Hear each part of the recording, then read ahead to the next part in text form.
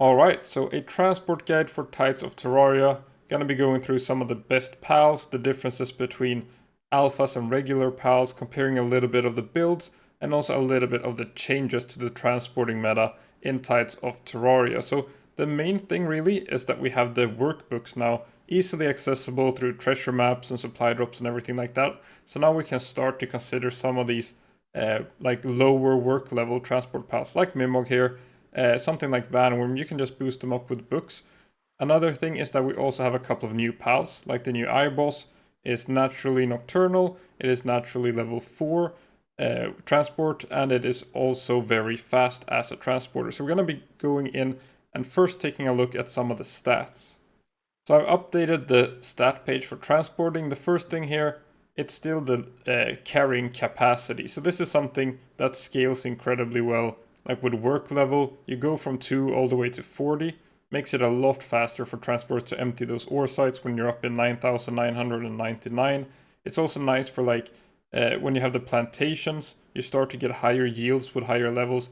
Pals will have to do a couple of laps just to empty one yield, while these will just have to do the 1 or 2 laps depending on how many Brunelias and stuff you're running.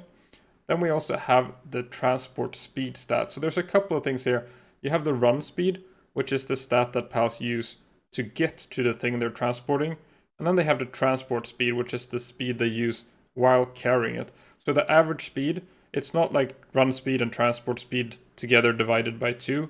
Since it's moving faster in one direction, it's a completely different formula. So the average speed here is just if it's moving from one spot to the next spot and back in like an equal distance. That's when you get the average speed here. Then we also have if they work night. That's just if you need to add nocturnal or not, or if you're having like day and night settings or going to bed often or whatever you. It's up to you how much you want to consider that. So we added the new iBoss here, looking pretty interesting with the transport speed. It's divided into level 4. We got level 3 transport, level 2, and then since we do have these books now, you can actually max all the pals. You can actually just look at all of them here, all the transporters, and we got like the average speed, Munchill not looking great, average speed here, Mimog, we got the Eye, Phalaris Aqua. But then we're going to be going into the video and discussing really why I think the only thing you really need to consider, mainly depending on how you build your base, is this run speed. Let's first take a look at the PAL size and how that affects things. So I set up a quick little example here, just one mining site on one side of the base, and then one logging site on the other side of the base, and one chest in the middle. So this would have the pals running back and forth to just that chest in the middle. You get the average run speed here because it's just the same distance back and forth.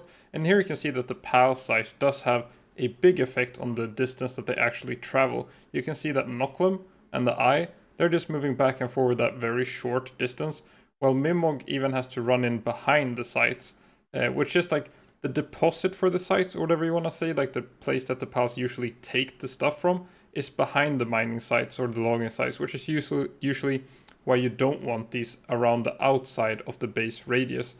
So you can see here switching the Eye and Mimog again, Mimog going all the way around the back. So you could have built it backwards, but you can still see that even by when leaving the items in the chest in the middle here, that Mimog has to get a lot closer than the Eye. So pal size does have quite a big impact on just this kind of average time spent running back and forth.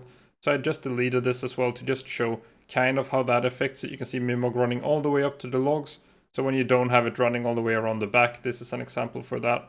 That you have Mimog doing quite a lot more running. So even if Mimog's average speed was a little bit faster, the Eye is actually traveling a lot shorter distance.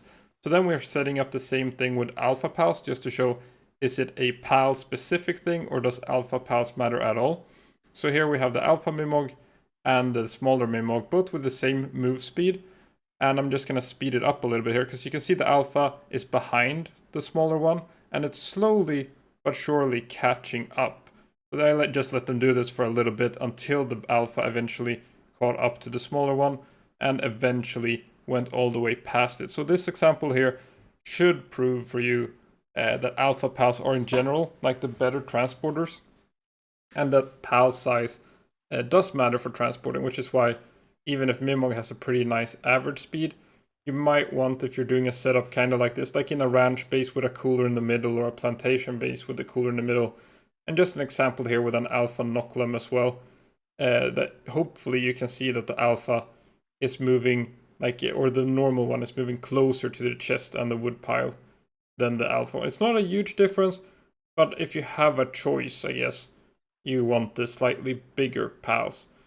So it's just like, maybe, is it worth breeding for the alpha pals? I mean, you don't need to care about IVs and stuff like that for these pals, so you'll probably get an alpha before you get a 4-star pal. So then you just want the alpha. But then this is a more realistic test, in my opinion. It depends a little bit on how you're setting up your bases. If it is, as I mentioned, a plantation base with a cooler in the middle somewhere, or if you're setting it up more like this. So this is how I prefer to set up my bases, just having the chest right next to the workstation, because then the transporters actually just continuously transport without taking a single step. So hopefully you can see that here.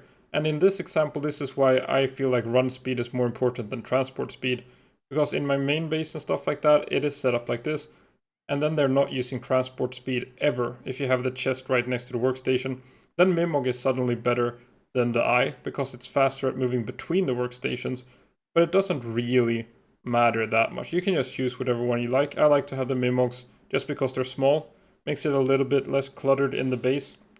But this example here just shows that, like, you want to prioritize run speed if you're doing these production style bases where you do have the chest right next to the production sites.